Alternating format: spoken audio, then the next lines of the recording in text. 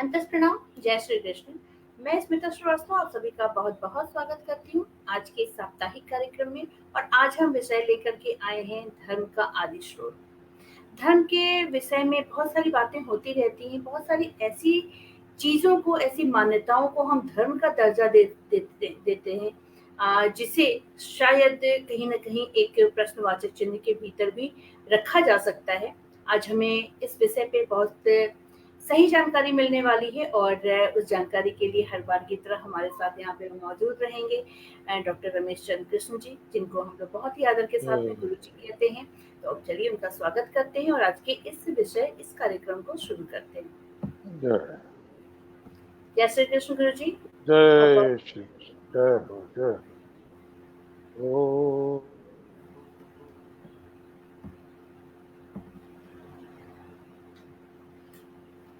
तुम्हें पिता तुम्हें तुम्हें बंधुश्च सखा तुम्हें तुम्हें विद्या तुम्हें तुम्हें सर्वं मम देव। ओम शांति शांति शांति।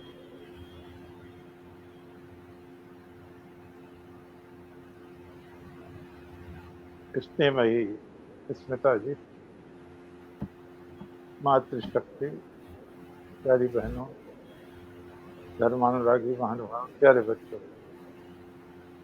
जैसा अभी स्मिता जी ने बताया, धर्म का आदि स्रोत,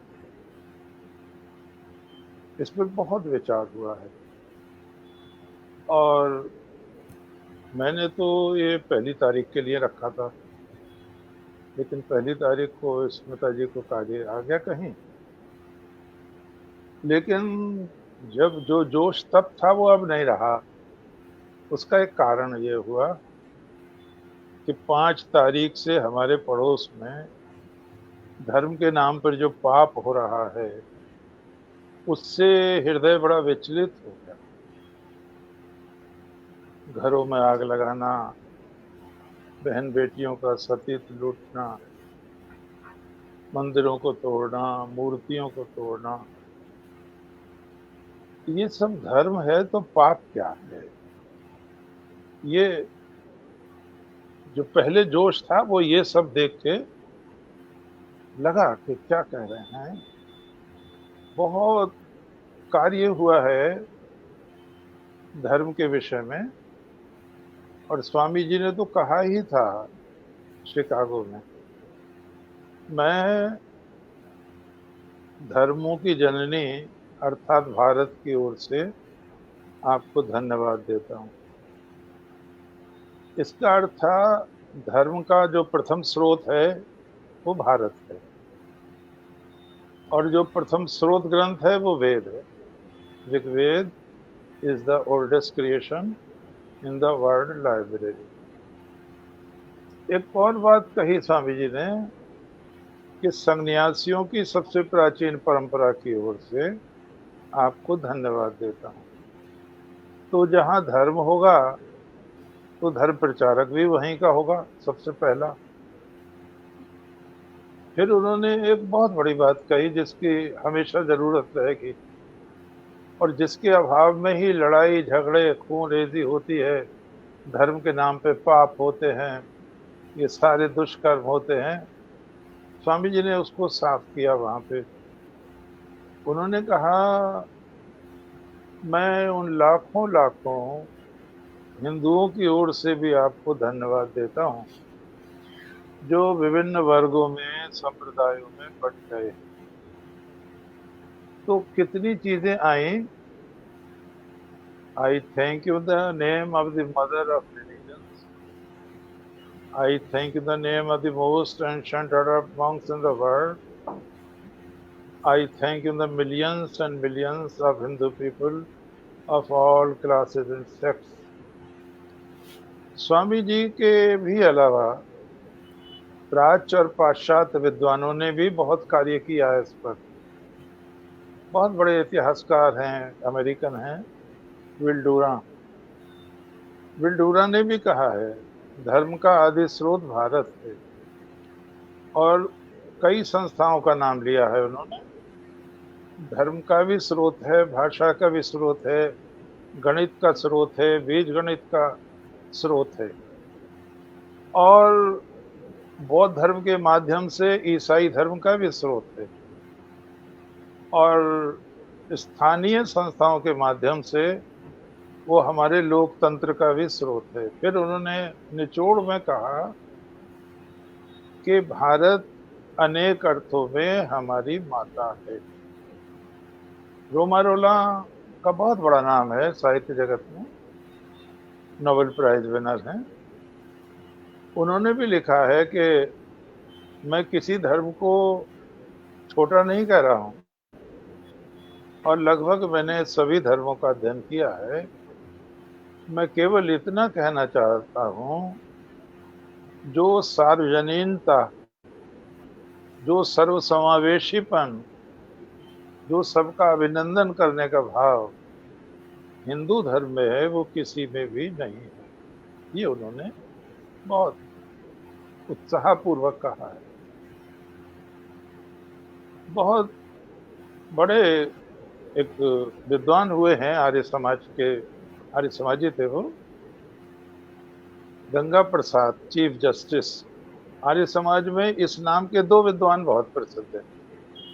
एक है गंगा प्रसाद उपाध्याय, वो विदेशों में भी गए थे आर्य समाज का प्रचार करने, मॉरिशस वगैरह में। बहुत बड़ा साहित्य भी लिखा है उन्होंने। और उनके बेटे बहुत प्रसिद्ध हुए हैं, अभी मेरे ख्याल से 10-12 साल पहले स्वर्गवास हुआ है, स्वामी सत्य प्रकाश। चारों वेदों का भाष्य भी किया है उन्होंने, इंग्लिश में किया है। साइंटिस्ट थे वो। और उनके पिता का नाम था गंगा प्रसाद उपाध्याय। और एक और है गंगा प्रसाद, वो उपाध्याय तो नहीं लगाते, पता नहीं कौन वर्ण के हैं, जाति के हैं, लेकिन चीफ जस्टिस लगता है उनके आगे। Ganga Prasad chief justice, Tehri Garhwal. उस समय अंग्रेजी जमाना था, रियासतें थी, तो टिहरी गढ़वाल के वो प्रधान न्यायाधीश थे। उन्होंने एक किताब लिखी थी जो प्रकाशित हुई थी 1908 ईस्वी में, यानी 15 साल बाद वर्ल्ड पार्लियामेंट के। वर्ल्ड पार्लियामेंट से एक लाभ ये हुआ कि सारा संसार हिल गया, एक उत्सुकता जाग गई, एक हिलोर उठी कि धर्मों का अध्ययन किया जाए। बहुत बड़ा लाभ हुआ ये संसार को। तो 1908 में उनकी पुस्तक प्रकाशित हुई, फाउंटेन हेड ऑफ रिलीजन।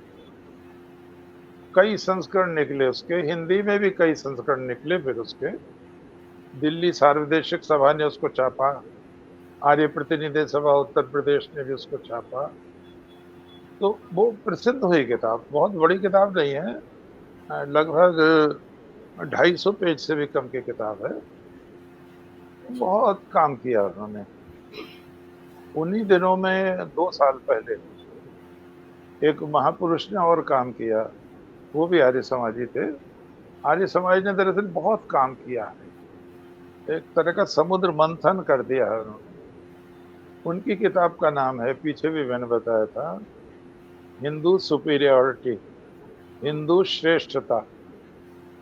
लगभग वो मैगजीन साइज में 450 पेज का ग्रंथ है, सामान्य आकार में 700 पेज का समझे उसको। बहुत अच्छा वर्क है वो भी। और उसके भी कई संस्करण निकले थे। उन्हीं दिनों में गुरुकुल कांगड़ी से एक बहुत अच्छा कार्य प्रकाशित हुआ था, चंद्रगुप्त वेदालंकार। बहुत बड़े विद्वान थे, लेकिन पता नहीं क्या हुआ, जवानी में ही स्वर्गवास हो गया उनका। लेखक भी बहुत अच्छे थे, विद्वान बहुत अच्छे थे।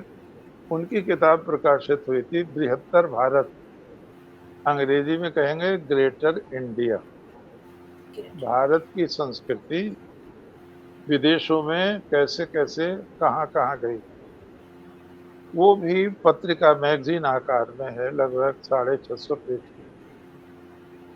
उसकी एक संदर्भ दिया उन्होंने, ज्यादा चर्चा तो नहीं की।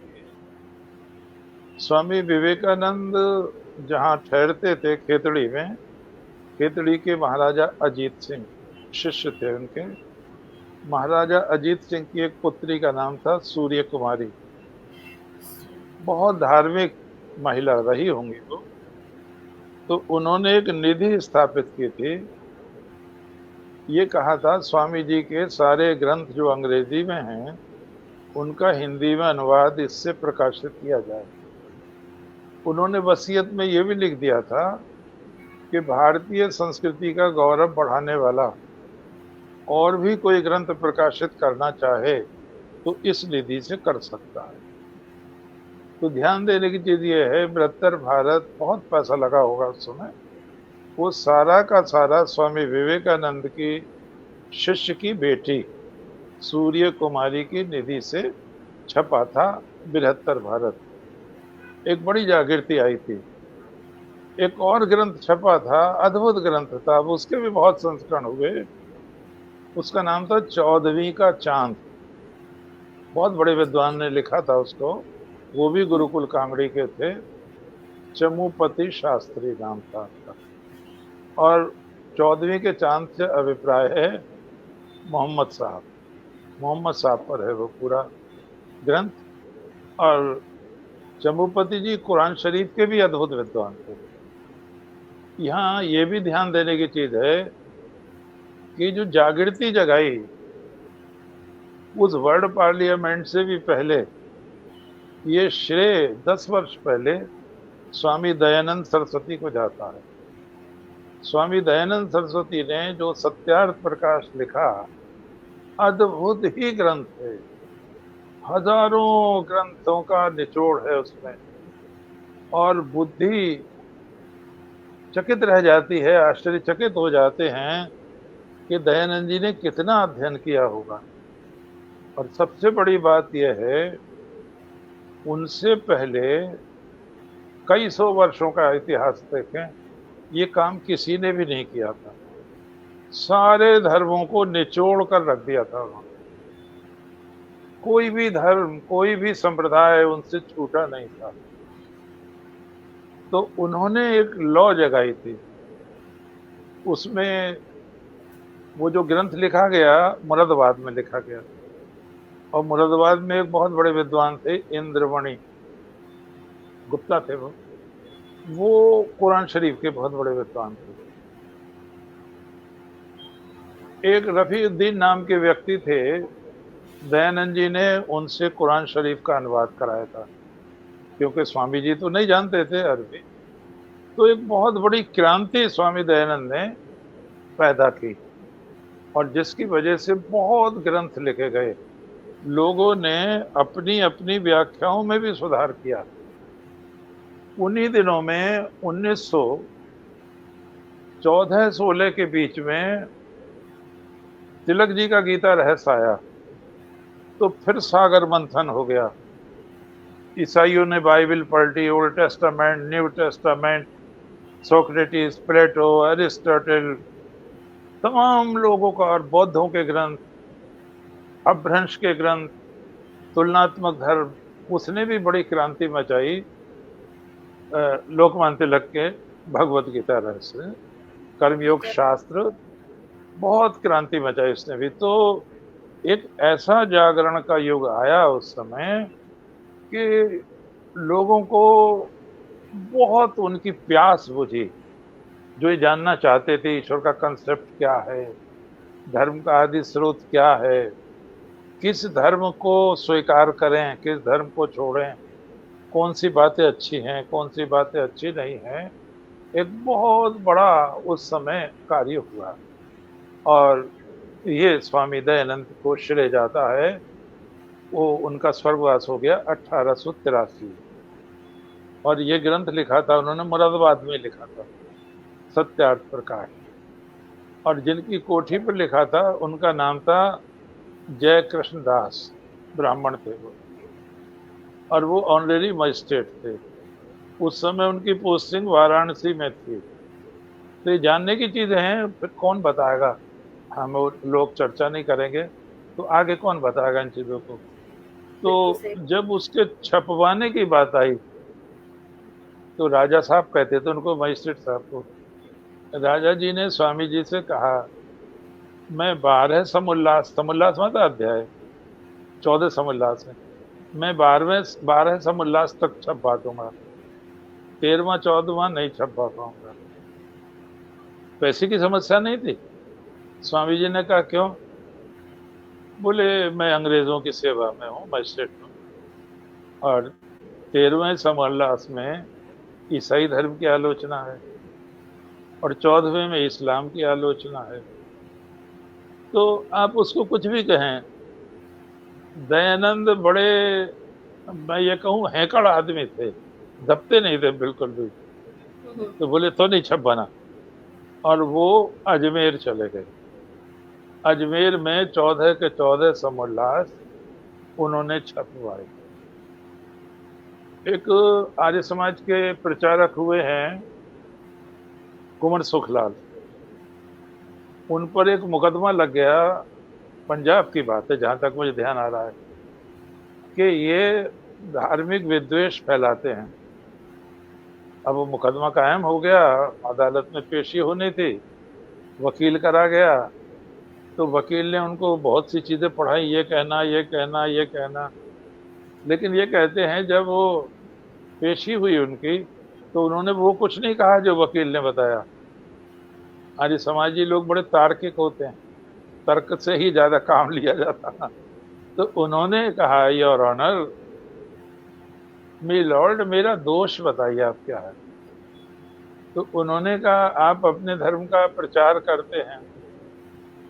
तो कुंवर सुखलाल ने कहा, आपके पादरी लोग 7 समुद्र से आके यहाँ प्रचार करते हैं और हमें गाली भी देते हैं। ये कहा उन्होंने, हमें गाली भी देते हैं, क्योंकि आपकी हुकूमत है, हम कुछ कह नहीं सकते।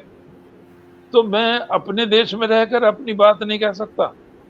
तो ये कहते हैं, इस पर वो साफ छूटे, मतलब कोई आरोप सिद्ध नहीं हुआ।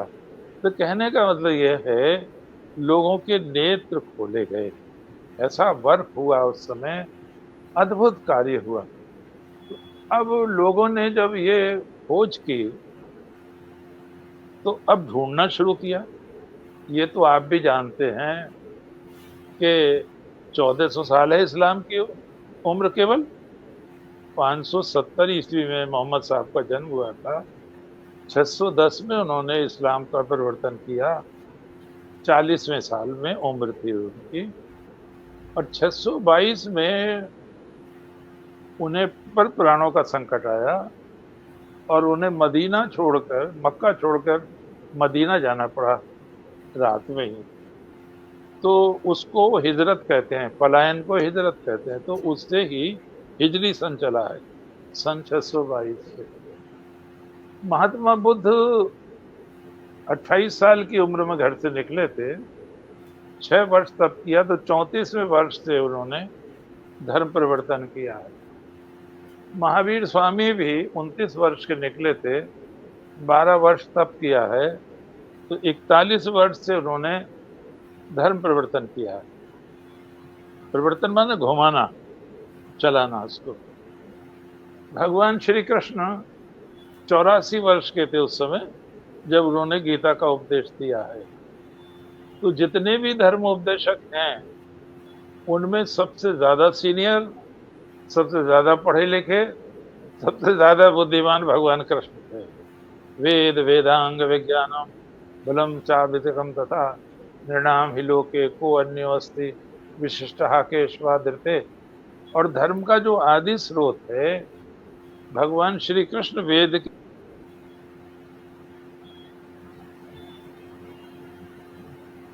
की है। यहाँ एक और चीज जानने की है, आज की परिस्थिति में जरूर जानने की है। धर्म का स्रोत ईश्वर है, मनुष्य नहीं है। धर्म का स्रोत ईश्वर है। योग दर्शन में सही बात कही गई है, सा पूर्वेशाम अपि गुरु, प्रथम गुरु स्वयं परमात्मा है, मनुष्य नहीं है। यहाँ एक और ध्यान देने की चीज है, हिंदू धर्म में दूसरे धर्मों में एक अंतर है। ये धर्म है वो फेथ है। फेथ माने विश्वास। इस ग्रंथ को मानोगे, इसके पैगंबर को मानोगे, नहीं मानोगे तो अधार्मिक। ऐसा हिंदुओं में नहीं है। हिंदुओं में, हिंदू धर्म का फाउंडर कोई व्यक्ति नहीं पाया जाता। इसीलिए स्वामी जी ने कहा था, विवेकानंद जी ने, हमारी सबसे बड़ी विशेषता यह है, हमारा धर्म मनुष्य पर आधारित नहीं है, हमारा धर्म सत्य पर आधारित है और सत्य शाश्वत होता है। बड़े गजब की मिसाल दी उन्होंने कि आप कहते हैं न्यूटन ने ग्रेविटी का सिद्धांत खोजा, तो मैं प्रश्न करता हूं आपसे कि खोजा ही तो, सिद्धांत तो था पहले। न्यूटन होते तो भी सिद्धांत था, ना होते तो भी सिद्धांत थे।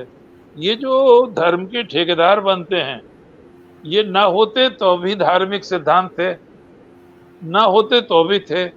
सूर्य ऐसे निकलता है, चंद्रमा ऐसे निकलता है, पृथ्वी ऐसे निकलती है।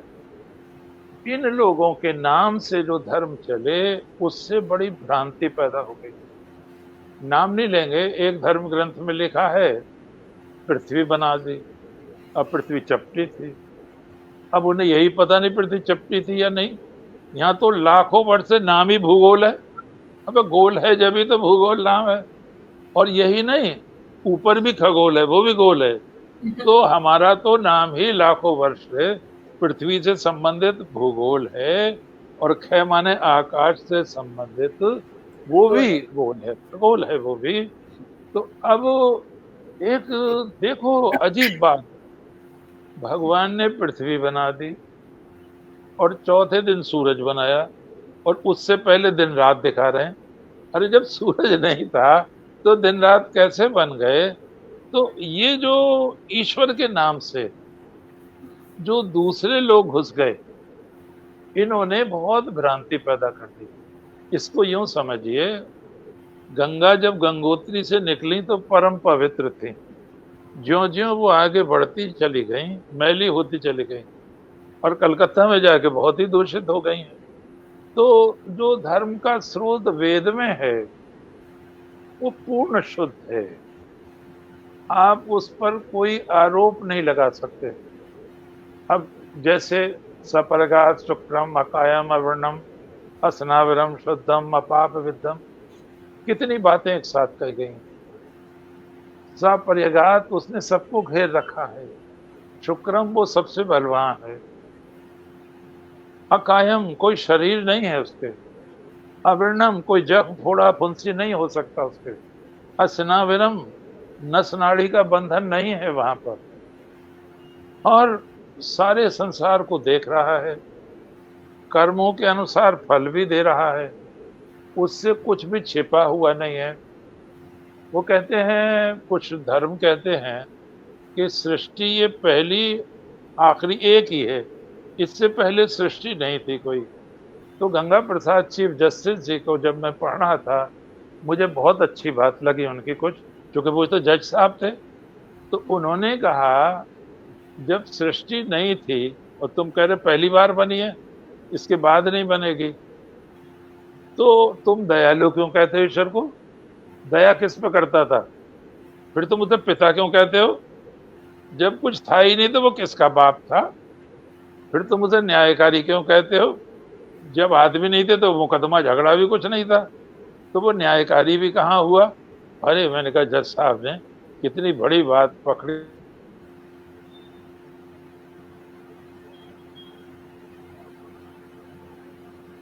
एक दो धर्मों ने ये कहा कि जो इस पे ईमान नहीं लाएंगे, उन्हें अनंत काल तक नरक की अग्नि में जलाया जाएगा। जज साहब ने कहा, अपराधी कितना ही बड़ा हो, कितना ही बड़ा अपराध करे, वो जो दंड है वो अनंत काल के लिए नहीं हो सकता। तो कुछ ऐसी चीजें जो लोगों ने जोड़ दी, ईश्वर के साथ नहीं थी, इसको अगर हम कहना चाहेंगे तो कबीला संस्कृति कहेंगे, कबीले की संस्कृति। जैसे ईश्वर को भेड़ चढ़ाना, बलि चढ़ाना, आदमी की बलि चढ़ाना, आदि आदि, ये ईश्वर का स्वरूप नहीं है। वेद में ये इसको स्वीकार्य नहीं है। और एक और बहुत बड़ी बात है, हमारे हिंदुओं में, वैदिक धर्म में कह लो, किसी ने दावा नहीं किया धर्म को चलाने का। बहुत अच्छे लोग हैं आप जो सुन रहे हैं, हम भगवान श्री कृष्ण को पूर्ण अवतार कहते हैं, सृष्टि का सर्वश्रेष्ठ मानव कहते हैं हम उनको। लेकिन भगवान कृष्ण ने ये नहीं कहा मैं धर्म चला रहा हूं, ये ध्यान देने की चीज है। भगवान ने जब अर्जुन से ये कहा, इमं वसते योगम प्रोक्तवानम अव्ययम, ये योग जो मैं तुम्हें आज दे रहा हूं, ये सृष्टि के प्रारंभ में मैंने, अर्थात ईश्वर ने, सूर्य को दिया था, सूर्य ने मनु को दिया था, मनु ने इक्ष्वाकु को दिया था, उससे वो जनकादि तक आया। अब काल के भेद से वो लुप्त हो गया है। मैं उसी को कह रहा हूं, कोई नई बात नहीं कह रहा हूं। तो इसका मतलब सत्य जो है सनातन है, जो ऋषियों ने समाधि में आविष्कार किया, जो समाधि में उन्होंने प्रत्यक्षीकरण किया, वो जो सत्य उन्होंने ग्रथित किए, उनके आधार पर हमारा धर्म है। उदाहरण के रूप में पहले भी ये बात आई, सत्यम वद, सत्य बोलो, धर्मम चर, लेकिन ऐसा सत्य मत बोलो जो धर्म की हानि करता हो, फिर वो सत्य नहीं रहता। कभी एक कितनी बड़ी बात कही है, एक धार्मिक व्यक्ति का क्या दृष्टिकोण होना चाहिए, सर्वे भवन्तु सुखिनः, सर्वे सन्तु निरामयाः, सर्वे भद्राणि पश्यन्तु मां कश्चित् दुख भाग भवेत्। ये नहीं जो मेरे पूर्वज, मेरे प्रवर्तक को नहीं माने, मेरी किताब को नहीं माने, उसे कत्ल कर दो, उसे काट दो, उसे मार दो और वो आदमी कहलाने लगे, ये कुछ नहीं। ये सब कचरा बाद में आया है। ईश्वर के साथ ये सब चीजें नहीं लग सकती। भगवान श्री कृष्ण ने जरासंध से कहा, तुमने ये 86 राजा क्यों कैद कर रखे? बोले इनकी बलि दूंगा। अरे किसको बलि दोगे? शंकर को बलि दूंगा। तो बोले शंकर तो देवता है, पिता है? बोले हाँ। और ये बच्चे हैं शंकर के, तो कोई पिता बच्चों को खाता है क्या? और भगवान कृष्ण ने कहा नहीं करोगे ऐसा। अब वो बड़ा जबरदस्त शासक था, कंस का ससुर था वो। आज जहाँ बिहार है यहाँ का राजा था मगध का, उससे डरते बहुत थे लोग। तो उसने कहा आप क्या बिगाड़ लोगे? हाइट तो हमेशा तो रही है आदमी में, आप क्या बिगाड़ लोगे? भगवान श्री कृष्ण ने कहा ये शब्द ध्यान रखने के, जो पाप करता है वो तो पापी है ही, लेकिन जो पाप होते हुए देखता है वो भी पापी है। हम समर्थ हैं, हमारे सामने तुम ऐसा नहीं कर सकते। अगर तुम बलपूर्वक ऐसा करोगे तो हम तुम्हें धरती से ही विदा कर देंगे। यह है शब्द, न समालंब हो कदाचन, कभी भी ऐसा नहीं सुना गया जैसा तुम पाप कर रहे हो। तो ये ध्यान देने की चीज है, ईश्वर के नाम पर पशुओं को मारना, आदमियों को मारना, ये सब ईश्वरीय विधान नहीं है, ये कबीला संस्कृति है। जहां जहां भी कबीले के लोग थे उसके अनुसार ढाल लिया उन्होंने जो वो खाते थे। जैसे एक एक महीना उनको नहाने को नहीं मिलता था, पानी नहीं मिलता था। अगर पानी नहीं मिलता था और मरने की नौबत आ जाती थी तो ऊंट का पेट फाड़ के पानी पीते थे। ऊंट के अंदर बायोलॉजिकल संरचना होती है, वो चर्बी को पानी में बदल लेता है। इसलिए एक कहावत रही अरब में, अपने पालन करता ऊंट का कभी अनादर मत करना। ये इसको पालन करता पिता हो गया। फिर कहा अपनी फुफो खजूर का अनादर मत करना, तो खजूर को बुआ की उपाधि है, बाप की बहन। यही रेगिस्तान की एकमात्र मेवा है। पानी का अभाव था, महीने में कभी नहाना मिल जाता था, तो इसलिए लोगों ने भूगोल के हिसाब से अपनी चीजें, जहां इतनी सब्जी नहीं थी, इतनी हरियाली नहीं थी, इतना पानी नहीं था, वहां मांस खाना अनिवार्य था। अब ध्रुव प्रदेश जहां कुछ होता ही नहीं, रात ही रात है, 6 महीने की रात है, तो वो मछली पकड़ते हैं और समुद्र की खाई से खाते हैं। उन्हें कौन राशन दे रहा है?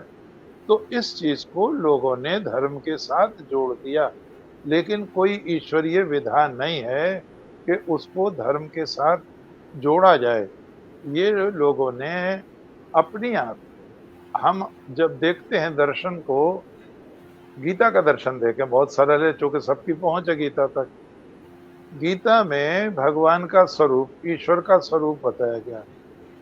न दत्ते कश्चित् पापम न च सुकृतम विमुक्ति।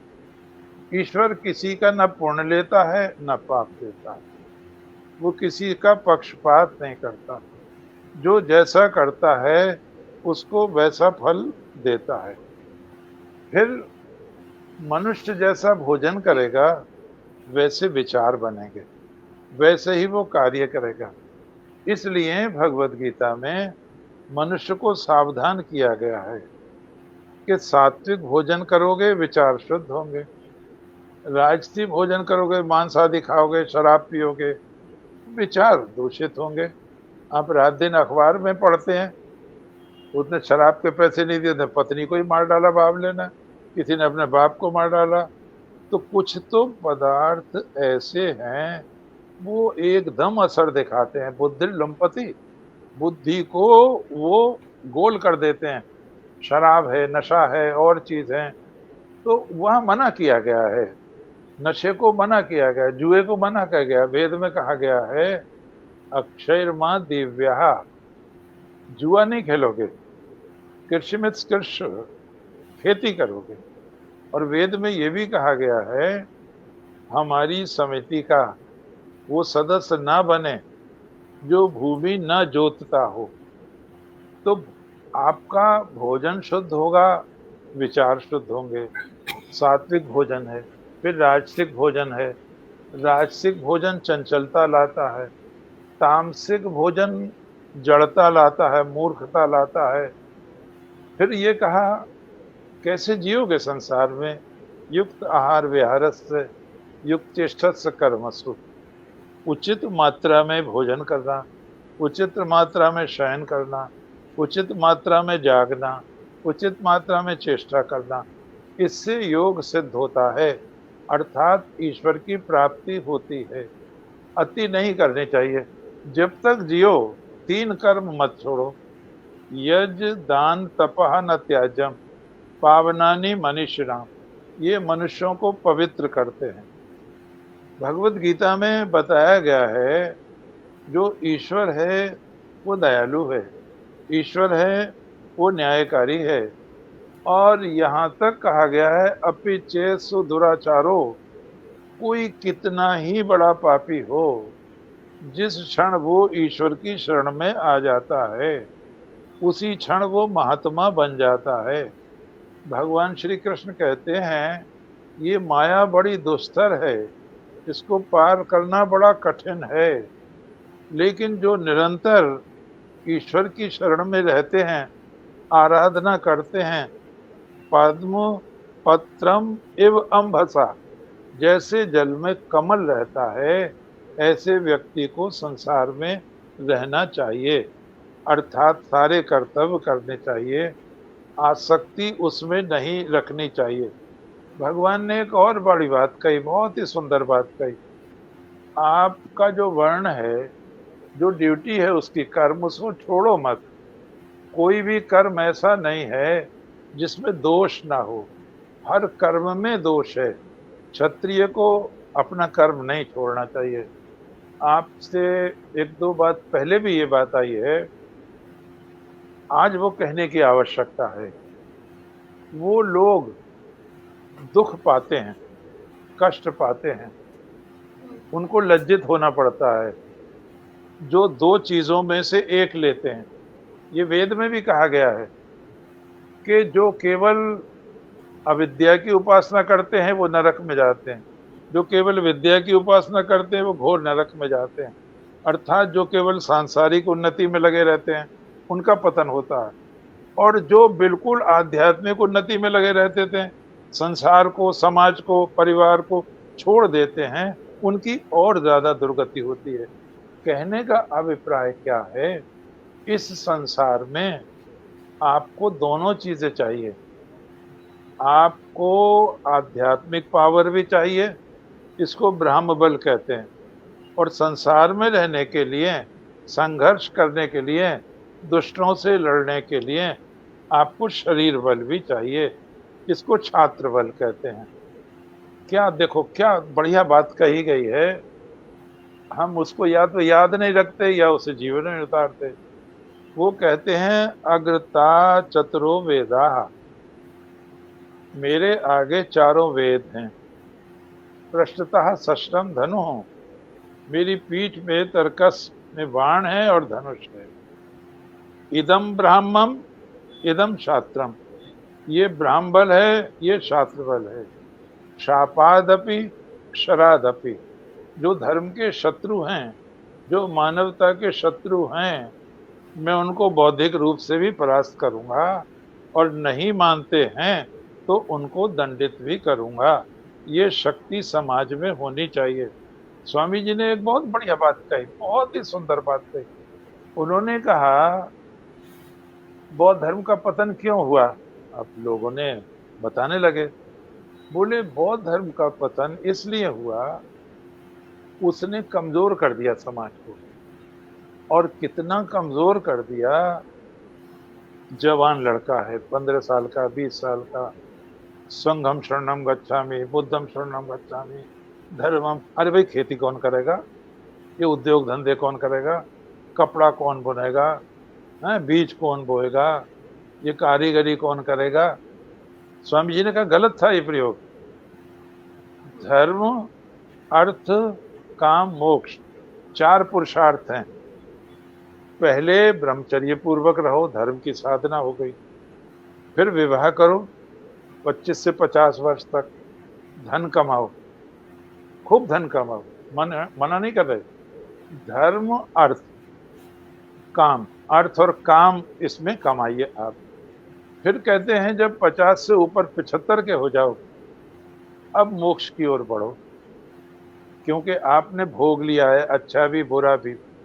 आपको पता है कि इसका क्या रिजल्ट है, आपकी वासनाएं शांत हो चुकी हैं। लेकिन आप 25 साल की उम्र में जो मोक्ष में लगा दोगे, और उन मठों में लड़के लड़कियां जवान रहे, तो उनका पतन होना शुरू हो गया। ये तरीका गलत है। ये आप क्या कहते हैं, भिक्षु। भिक्षु कौन है, जो भिक्षा मांग के खाता है। आपका तो ठेका हो गया, मठों में सेठ राशन पहुंचा रहे हैं, बना बनाया भोजन पहुंचा रहे हैं। जीवक, जिसने टॉप की थी यूनिवर्सिटी तक्षशिला की, वो महात्मा बुद्ध की भी सेवा करता था, चिकित्सा करता था उनकी। तो भिक्षुओं के पेट में दर्द हो गया, लिखित घटना है, भिक्षुओं के पेट में दर्द हो गया। तो उसने महात्मा बुद्ध से कहा, ये माल तो बहुत खाते हैं, अब अच्छा इच्छा लाते होंगे लोग, ये माल तो बहुत खाते हैं और लेटे रहते हैं, इनसे कहो खा के टहला करें। और ये मैंने कहा कितना बड़ा प्रमाण है इस बात का। अरे भाई, तुम भिक्षु ही नहीं रहे। भिक्षु तो वो है जो मांग के खाएगा, और उतना ही, वो 4-5 घरों से ज्यादा नहीं मांगेगा। ये भी ध्यान रखेगा किसी गरीब घर पे ज्यादा जोर ना पड़ जाए। तो यहाँ पर क्या कहा स्वामी जी ने कि धर्म अलग है, मोक्ष अलग है। ये चीजें आप समझे बहुत प्यार से। धर्म अलग है, मोक्ष अलग है। अगर आप गृहस्थ हैं तो आप मोक्ष की बात ज़्यादा ना करें, आप धर्म की बात करें। और उन्होंने कहा, अगर आप गृहस्थ हैं, अगर आप मोक्ष की बात करेंगे, तो आपके परिवार की रक्षा कौन करेगा? अहिंसा परमो धर्मा करते रहेंगे, तो वो कहते हैं, आप बहुत व्यवहारिक बात कर रहे हैं स्वामी विवेकानंद। बहन बेटियों की रक्षा कौन करेगा? पत्नी की रक्षा कौन करेगा? स्वामी जी कह रहे हैं। और उन्होंने कहा, अगर आप गृहस्थ हैं, आपके गाल पे कोई एक थप्पड़ मारता है, तो आप ईसा की बात ना अपनाए कि दूसरा भी कर दो। आप उसको 10 थप्पड़ मारो, उसको बैठा दो, फिर वो ऐसी चेष्टा ना कर सके। अगर आप ऐसा नहीं कर सके, तो बहन बेटियों की रक्षा कैसे करेंगे? आज हिंदू धर्म से ये पक्ष छीज गया है। इस बात को समझने की बहुत आवश्यकता है। और भगवान श्री कृष्ण ने कहा है, जब संजय ने कहा, धृतराष्ट्र ने ये कहा है, प्रभु कि युद्ध ना करें, और 13 वर्ष तो भीख मांग के काट ही लिए हैं, अब उम्र भी काफी हो गई है, जो कि 65 वर्ष के तो अर्जुन ही हो गए थे, उनसे बड़े भीम थे, भीम से बड़े युधिष्ठिर थे, तो बुढ़ापे की तरफ थे सब। तो उसने कहा, ये कहा है धृतराष्ट्र महाराज ने कि अब तो आदत पड़ गई होगी भीख मांगने की, हाँ ऐसी रहो, अब क्या करोगे राज्य का। तो भगवान श्री कृष्ण सुनते रहे उसकी बात, और भगवान श्री कृष्ण ने कहा, जो लुटेरा है, चोर और डकैत रात में लूटते हैं, और राजा दिन में लूटता है। तुम्हारा जो राजा है दुर्योधन, वो डकैतों से भी आगे है। और इंद्र ने आविष्कार धनुष का, कवच का, तलवार का इसलिए किया है कि डाकुओं का दमन किया जा सके। तो यत्र योगेश्वरः कृष्णो यत्र पार्थो धनुर्धरः तत्र श्रीर्विजयोर्भूतिर्दुर्वाहा नीतिर्मतिर्मम। समाज तभी सुरक्षित रहेगा जब आप पर दोनों ब्राह्मण भी होंगे, छात्र बल भी होगा। मैं 1 चीजों का उदाहरण आपको दूं, जिससे कि धर्म की जो चर्चा है उसे आप समझ पाएं। एक धर्म ये कहता है कि उस पर लोग आए हैं भेंट लेने, एक सब्जी लाया है, एक भेड़ लाया है, तो वो फल और सब्जी स्वीकार नहीं करता, भेड़ स्वीकार करता। दूसरी चीज, ऐसे भी धर्म हैं, ऐसी व्यवस्थाएं हैं जिन्होंने ये भी दावा किया है कि जब तुम मर जाओगे तो जिससे मैं कहूंगा वो स्वर्ग जाएगा, और जिसे मना कर दूंगा वो नरक में जाना है, और अनंत काल तक। तो जज साहब ने कहा, इससे बड़ी बेवकूफी की क्या बात होगी? कोई भी अपराध ऐसा नहीं होता जिसकी सजा अनंत काल तक हो सके। जो लोग ये दावा करते हैं कि उनका प्रवर्तक जिसकी सिफारिश कर देगा वो स्वर्ग जाएगा, जिसे मना कर देगा वो नरक जाएगा।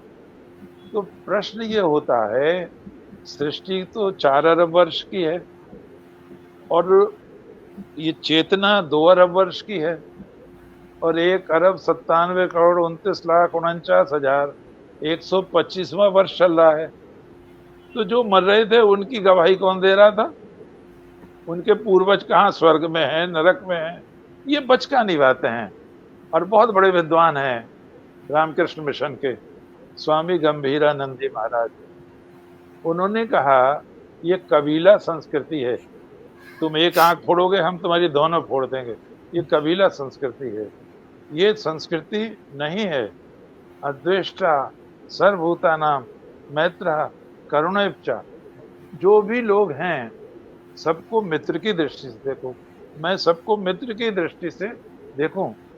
अगर आपने ईसा का जीवन चरित्र पढ़ा हो तो उन पर एक आरोप ये लगाया गया वो अपने को यहूदियों का राजा कहते हैं और वो पुरानी व्यवस्था में कमी निकालते हैं।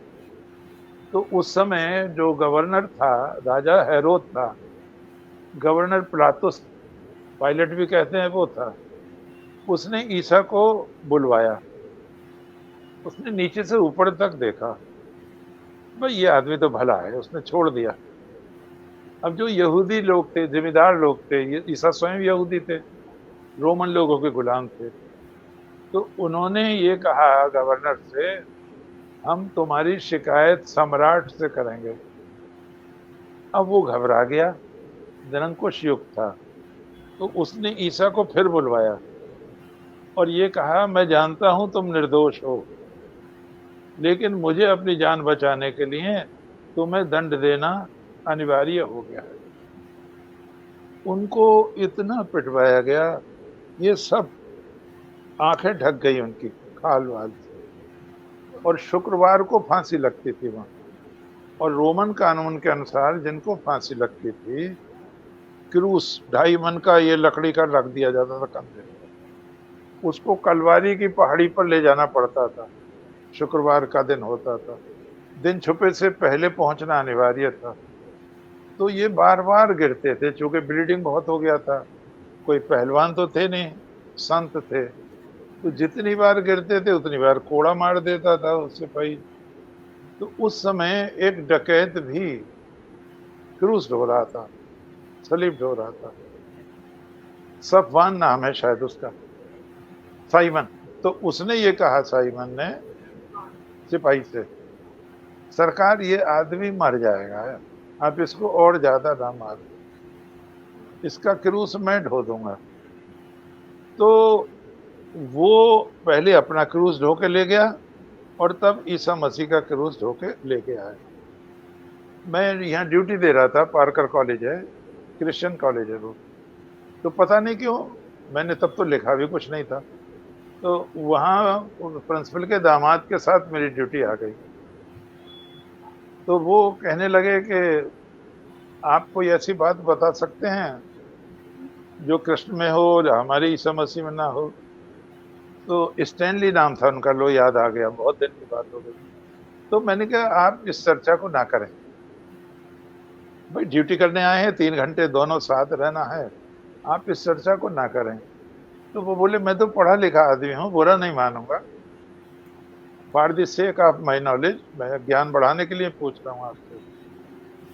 तो उन्हें पता नहीं था मैंने बीएड में ईसा मसीह को ही पढ़ाया था और 1 महीने बराबर पढ़ता रहा मैं ईसा मसीह को। मुझे टॉपिक दिया गया था, मजहब नहीं सिखाता आपस में बैर रखना। तो मैंने हिंदू धर्म भी पढ़ा, ईसाई धर्म भी पढ़ा, इस्लाम भी पढ़ा, और मेरा भी ज्ञान बढ़ा उससे। तो उसे बेचारे को ये पता नहीं था कि मैंने ईसा को पढ़ा है।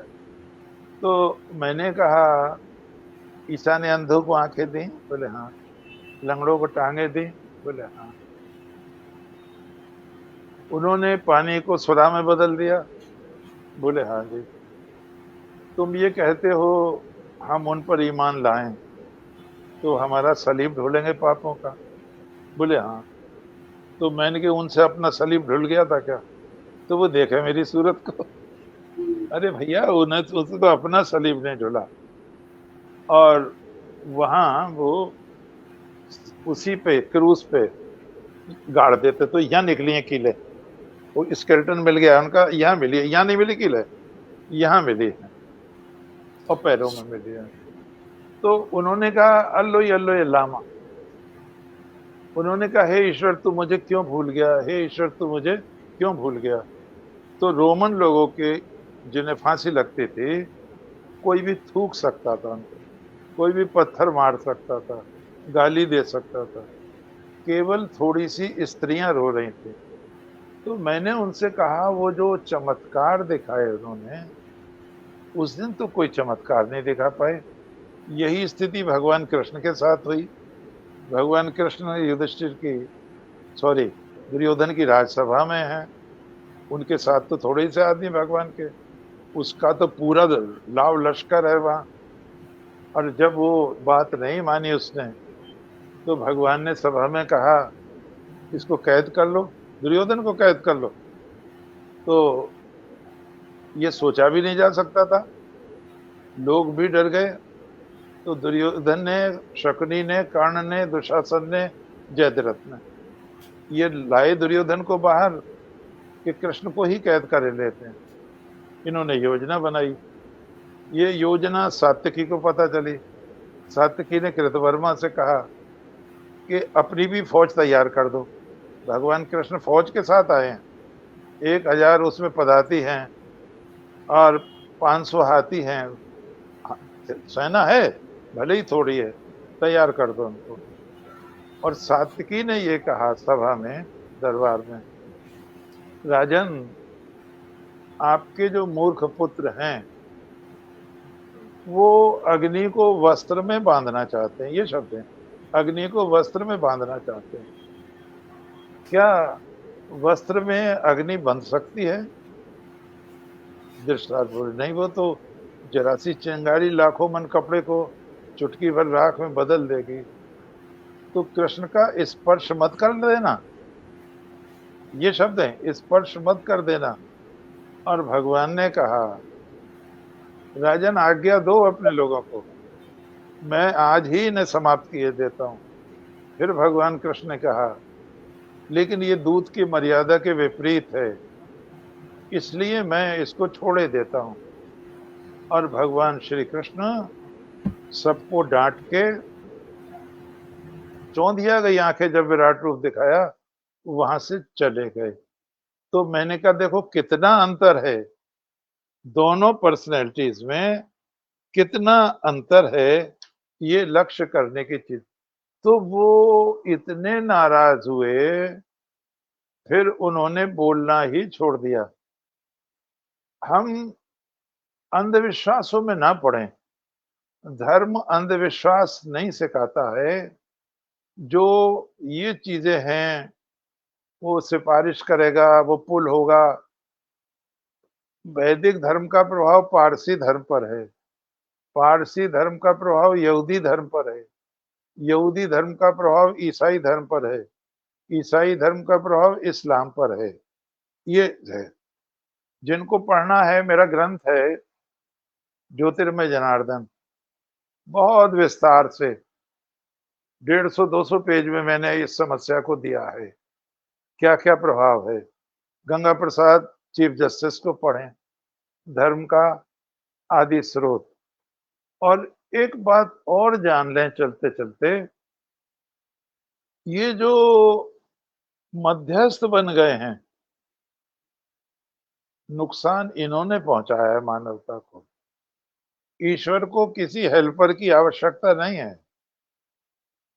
आप 15वां अध्याय पढ़ें गीता का। भगवान श्री कृष्ण कहते हैं, क्षर है, अक्षर है।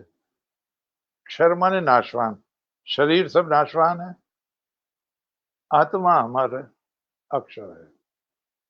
भगवान कहते हैं, मैं इन दोनों से परे हूं, मैं इन दोनों से श्रेष्ठ हूं, और सबके अंदर प्रविष्ट होकर, सबके अंदर प्रविष्ट होकर उनका योगक्षेम रखता हूं, भरण पोषण करता हूं, उनकी सुध लेता हूं। अर्थात परमात्मा को किसी बिचौलिए की आवश्यकता नहीं है, परमात्मा को किसी हेल्पर की आवश्यकता नहीं है। और ये शैतान वैतान की भी कल्पना वैदिक धर्म में नहीं है। ये सूर्य का और अंधकार का, सूर्य और वृत्त, जिसको वृत्तासुर कहते हैं, ये अलंकारिक वर्णन है। पारसी लोगों ने इसे गलती से शैतान समझ लिया। पारसियों से ये शैतान यहूदियों में चला गया, यहूदियों से वो ईसाई और इस्लाम में जाके और भयंकर हो गया है। ये सब चीज नहीं है। ये जो पुल है, पुल पार करना पड़ता है मरने वाले को, तो वो पुल पहले पारसियों में था, पारसियों से यहूदियों में आया, यहूदियों से ईसाइयों में आया, ईसाइयों से इस्लाम में आया।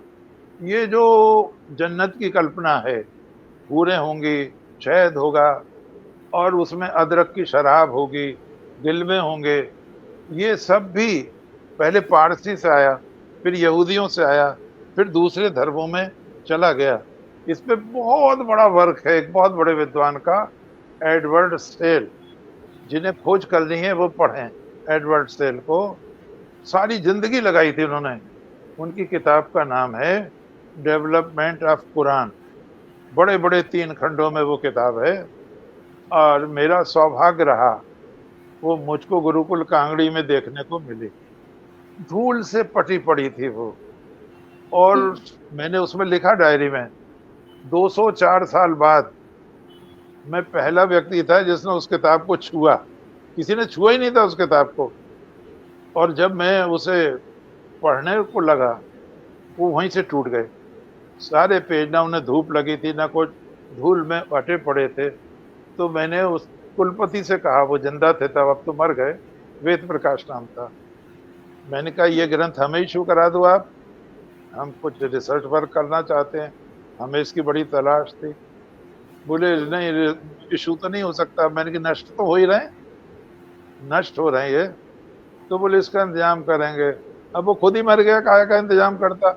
तो हमारे यहाँ ये भी, तो जिन्हें इस चीज का बहुत विस्तार, वो एडवर्ड सेल की किताब पढ़ें, डेवलपमेंट ऑफ कुरान। तो ये विकृतियां आती चली गई हैं, और ये कबीलाई संस्कृति है, ये ईश्वरीय संस्कृति नहीं है। इससे नुकसान बहुत हुआ है। मैं तो एक पॉइंट दूंगा बस केवल। जब स्वामी जी से ये पूछा, पार्लियामेंट में ही पूछा, क्या आपने धार्मिक अत्याचार नहीं किया कभी भारत में? तो स्वामी जी ने कहा दावे के साथ, हमने कभी धार्मिक अत्याचार नहीं किया। सबसे बड़ा प्रचारक धर्म बौद्ध धर्म है।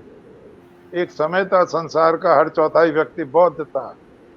मैं चुनौती देता हूं, कोई आप बताएं हमने तलवार का सहारा लिया हो, हमने किसी ऐसी चीज का सहारा लिया हो। तुमने बाइबल ब्रांडी का सहारा लिया है, इस्लाम ने खड़क का सहारा लिया है, बताओ अगर बौद्ध धर्म ने कोई सहारा लिया हो।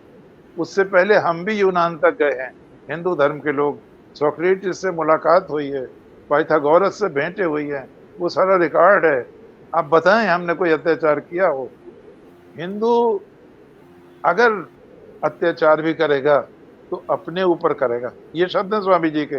वो अपने को जला लेगा, वो इंक्विजिशन की अग्नि नहीं जलाएगा।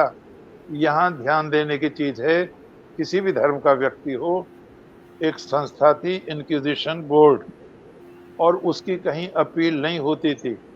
पादरियों के जासूस छूटे रहते थे, लोगों को जबरदस्ती पकड़ लिया जाता था। और आप मेरी किताब में पढ़ें, उसे नाथूराम प्रेमी की भी किताब है नीति विज्ञान। इतना अत्याचार होता था धर्म के नाम पर, ईश्वर के नाम पर।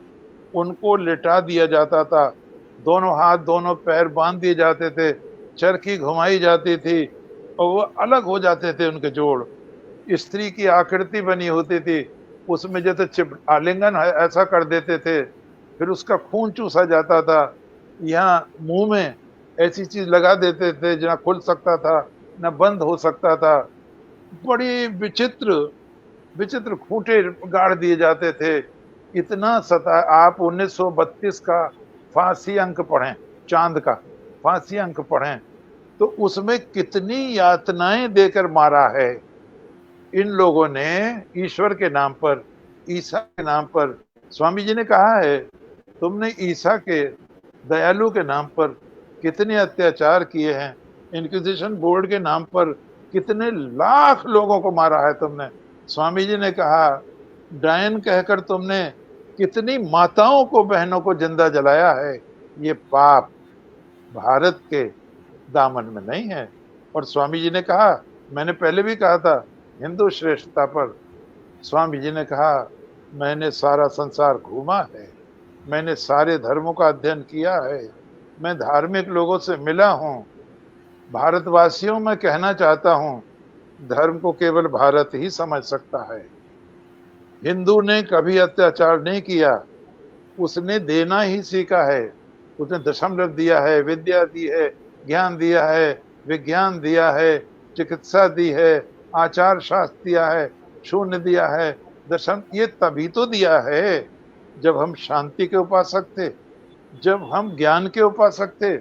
अगर हम तलवार लेकर ऐसे कत्ल करते धर्म के नाम पर, तो हम कसाई ना हो जाते? हम कैसे इतना अत्याचार कर सकते थे?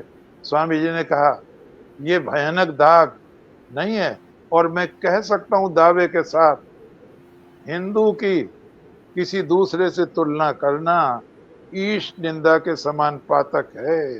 हिंदू के दामन में कोई दाग नहीं है। क्या हमारे अलावा कोई और भी है जो ये कहता हो सबका स्वर्ग मिले, सबका कल्याण हो, किसी को दुख ना मिले, किसी को नरक ना मिले?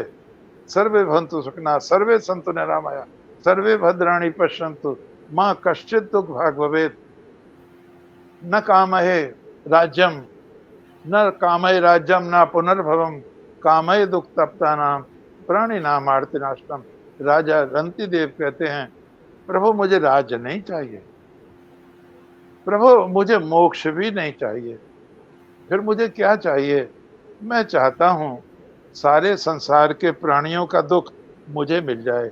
सारे लोग, क्या ये प्रार्थना किसी और धर्म में की जा सकती है? क्या कहा गया? मित्रस्व चक्षुषा समीक्षा महे, हम सबको मित्र की दृष्टि से देखें। क्या कहा गया? आनो भद्रा कृतवो यंतु विश्वतः।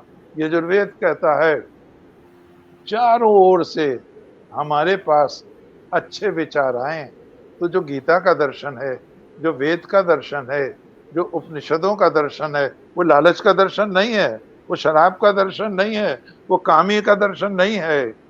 एक और तो तुम लालच देते हो, यहाँ शराब पीना हराम है, वहाँ शराब भी मिलेगी, और वहाँ गिलमे भी मिलेंगे, वहाँ स्त्रियां भी मिलेंगी। ये देखो, नचिकेता को यमराज कहते हैं तुम आत्मा का विषय बेटे छोड़ दो और तुम स्त्रियां ले लो। ये शब्द हैं कठोपनिषद में। तुम स्त्रियां मांग लो, सुंदर स्त्रियां मांग लो, तुम राज्य मांग लो, तुम धन मांग लो, कुछ भी मांग लो, तुम आत्मा का विषय बेटे छोड़ दो। तो वो ये कहता है, क्या ये मुझे मोक्ष दे देंगी चीजें? नहीं, मोक्ष तो नहीं देंगी। तो मुझे आत्मा कहते रहे, कुछ नहीं। ये है दर्शन, हिंदू धर्म की ये उपलब्धि है। और स्वामी जी कहते थे, इस बात को खूब अच्छी तरह समझो, धर्म बहस का विषय नहीं है, धर्म लड़ाई का विषय नहीं है। धर्म है ईश्वरमय हो जाना। और ईश्वरमय जब हो जाओगे, जब मनसा वाचा कर्मणा शुद्ध हो जाओगे। जब तक दुश्मनी रहेगी, जब तक मेरा तेरा रहेगा, अपना पराया रहेगा, आप कभी भी योगः कर्मसु कुशलम नहीं रह सकते। समत्वम योग उच्यते, समता ही योग है। एक शब्द मैं कहना चाहूंगा, चांद अंक में पढ़ा था मैंने, 5 अंक चांद का। ईसाइयों ने गैर ईसाइयों के साथ और गैर ईसाइयों ने ईसाइयों के साथ जो भयानक अत्याचार किए थे, उसमें 5 करोड़ स्त्री पुरुष मारे गए थे। 5 करोड़। और इस्लाम का तो सारा भारत आंसुओं में डूबा हुआ है। मैक्स मूलर ने कहा है, ये पार जिटल ने ये कहा है, ये बिल्डूना ने ये कहा है, जैकोलियट ने ये कहा है कि हिंदुस्तान पर इतना अत्याचार हुआ है। हमें ताज्जुब है, हमें ताज्जुब है कि ये संस्कृति मिटी क्यों नहीं, ये नष्ट क्यों नहीं हो गई। और स्वामी विवेकानंद ने कहा है, इसका जवाब मैं देता हूं। हमारा जो भी उपदेश गया है, अमृत की वर्षा करता हुआ गया है, शांति का संदेश लेकर गया है। हमने कभी भी लूट मार नहीं की है। हमारा धर्म लूट मार नहीं सिखाता, हमारा धर्म कत्ल करना नहीं सिखाता। बंधुओं, बहनों, प्यारे बच्चों, जब आप वेद पढ़ेंगे, जब आप उपनिषद पढ़ेंगे, जब आप गीता पढ़ेंगे, तब आपको लगेगा दर्शन ही ये है। और इसीलिए इसके दामन में पाप का दाग नहीं है, अत्याचार का दाग नहीं है। हमने बड़ी कुर्बानियां की हैं, कुर्बानियां दी हैं। 7-7, 9-9 वर्ष के बच्चे जिंदा चुनवाए गए दीवार में, गुरुओं को रेतों में भुनवाया गया है, खोलते तेल में कढ़वाया गया है। कितने अत्याचार भारत ने इस्लाम के द्वारा सहे हैं। सारा देश आंसू से डूब गया था और लगता था हिंदू धर्म नष्ट हो जाएगा, लेकिन भगवान कृष्ण ने हमें आश्वासन दिया है, घबरा मत जाना, चाहे जितना बड़ा दुष्ट हो, चाहे जितना बड़ा अत्याचारी हो, घबरा मत जाना, विश्वास रखना। यदा यदा ही धर्मस्य ग्लानिर्भवति भारत अभ्युत्थानम् अधर्मस्य तदात्मानं सृजाम्यहम्। मैं आऊंगा, महाराणा प्रताप बनकर आऊंगा, छत्रपति शिवाजी बनकर आऊंगा, विद्यारण्य स्वामी बनकर आऊंगा, भगवान शंकराचार्य बनकर आऊंगा, स्वामी दयानंद बनकर आऊंगा, स्वामी विवेकानंद बनकर आऊंगा, महात्मा गांधी बनकर आऊंगा। मैं जलते हुए समाज को बचा लूंगा। स्वामी जी ने कहा है भारत ही बचा सकता है, स्वामी राम तीर्थ ने भी कहा है, योगी अरविंद ने भी कहा है, तुम धर्म के नाम पर अत्याचार करते हो, केवल भारत का दर्शन ही मानवता को बचा सकता है। ये बिल्डूरा ने भी कहा है, ये रोमा रोला ने भी कहा है, ये अर्नल्ड टॉइनबी ने भी कहा है। सारे लोग इस बात को स्वीकार करते हैं और ये आपके सामने प्रत्यक्ष है। मैं देख रहा था जो लोग कह रहे थे कश्मीर फाइल्स झूठी मालूम देती है, काल्पनिक मालूम देती है, तो कहते बांग्लादेश फाइल देख लो, अगर वो झूठी है तो ये Bangladesh file.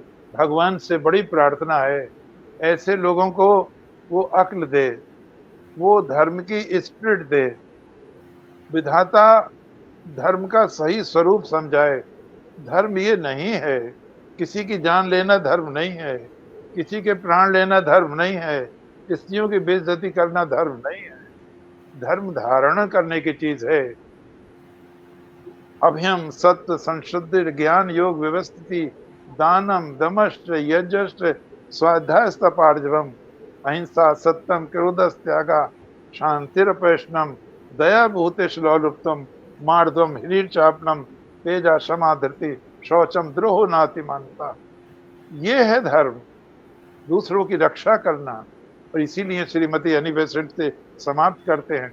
Shrimati Annie Besant ने कहा है 40 वर्षों से मैं सारे धर्मों का अध्ययन कर रही हूँ, मैं इस निष्कर्ष पर आई हूँ केवल हिंदू धर्म ही धर्म है, वो विज्ञान सम्मत है, वो उसका दर्शन विज्ञान सम्मत है, वो निर्दोष है, केवल उसी पर ये भार आया है।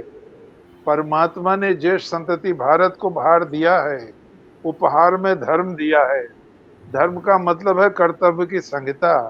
तुम्हारा कर्तव्य मनुष्य के प्रति भी है, तुम्हारा कर्तव्य पक्षुओं के प्रति भी है, पक्षियों के प्रति भी है, तुम्हारा कर्तव्य बेजान प्राणियों के लिए भी है।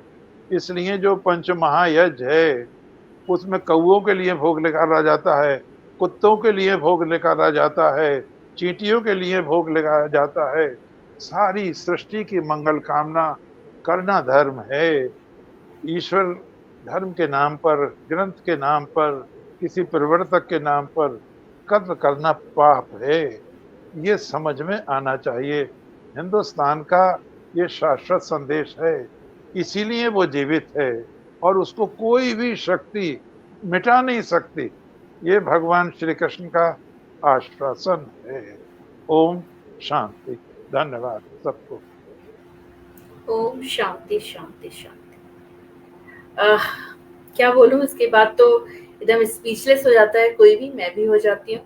कुछ कमेंट्स हैं मैं जरूर रखूंगी और उन लोग को यहाँ सम्मिलित करती हूँ। उन लोग के नाम बस एक मिनट। कमलेश शर्मा जी यहाँ पे उपस्थित रहे, आपको प्रणाम कह रहे हैं। और डॉक्टर शैल वर्मा जी भी आपको प्रणाम कह रही हैं।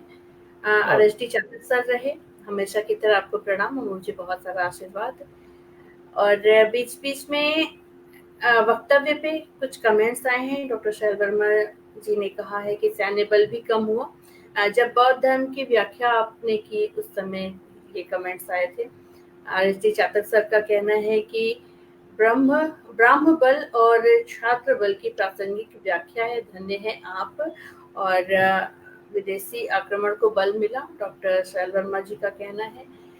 प्रमोद तिवारी जी रहे साथ में और कहते हैं कि सुंदर सराहनीय आयोजन, बहुत सुंदर है।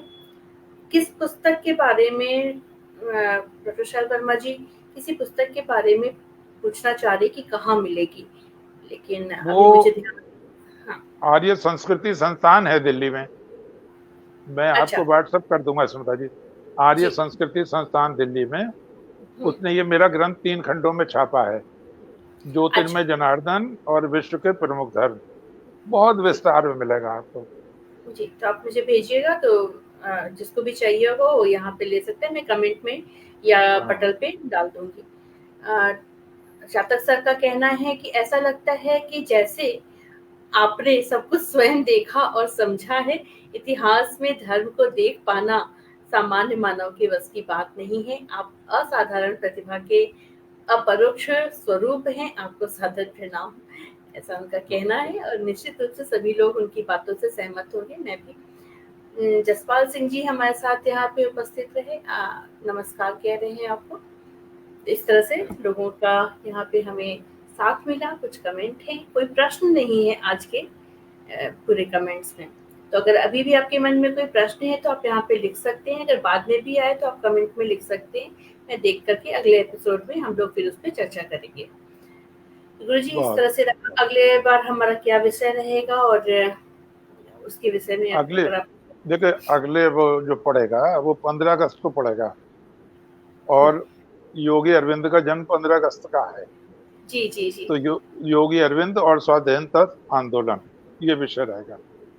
ये तो या मेरा यूं एकदम कहो फेवरेट विषय है। स्वाधीनता आंदोलन में अरविंद जी की भूमिका।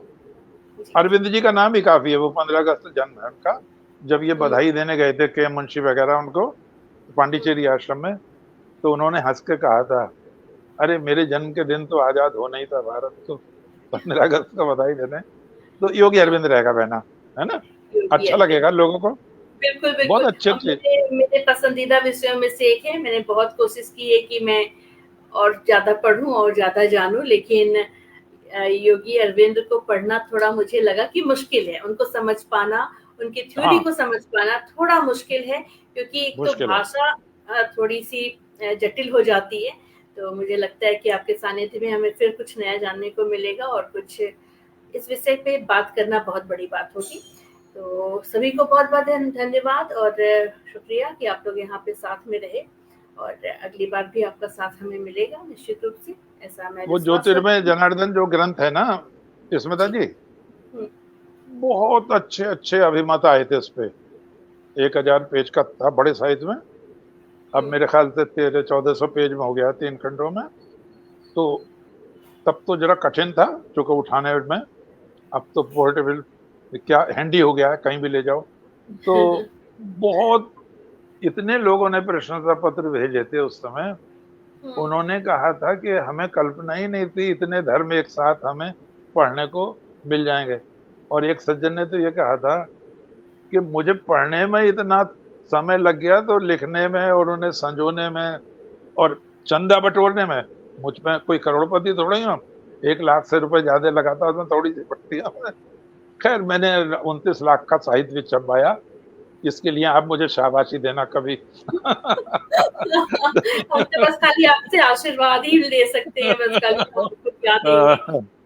आप हमें मतलब आशीर्वाद दीजिए कि आपका मैं, सानिध्य हमारे लिए बहुत बड़ी बात है। हाँ, ये मैं उसका ज्योतिर्मय जनार्दन का पता बता दूंगा आपको।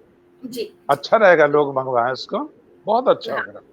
बिल्कुल, बिल्कुल। ठीक बहुत है अच्छा गुरुजी, रहेगा। फिर हम लोग अगले सप्ताह मिलते हैं और भारत के स्वतंत्रता दिवस के उपलक्ष्य पे हम लोग एक बहुत ही महत्वपूर्ण विषय पे यहाँ पे बात करेंगे और निश्चित रूप से आपका साथ हमें चाहिए। और किस विषय पे आपको और ज्ञान चाहिए और जानकारी चाहिए वो आप हमें बताइए, तो हम लोग कोशिश करेंगे कि हम उस विषय पे भी कोई ना कोई यहाँ पे कोई कार्यक्रम रख सकें, कोई आयोजन कर हाँ, सकें। मुझे स्मिता जी एक बात और याद आई। जी। 22 को पड़ेगा, फिर 29 को पड़ेगा बृहस्पति। हुँ। तो 22 और 29 दोनों दिन भगवत गीता और भगवान कृष्ण रहेगा टॉपिक। चूंकि जन्माष्टमी है ना 26-27 की, हमारा 29 को आएगा। तो 22 का भी भगवान कृष्ण पर रहेगा और जो 29 का है वो भगवत गीता पर रहेगा। ठीक है। ठीक है। मैंने आपको ठीक तीन है। तीन सभी को सभी को हाँ, सादर प्रणाम और फिर जल्दी ही मिलते हैं। सभी लोग अपना ध्यान रखें और अपनों का भी ध्यान रखें और हमारे साथ जय जुड़े रहें। नमस्कार, जय हिंद, जय भारत, अंतस जय प्रणाम। जय श्री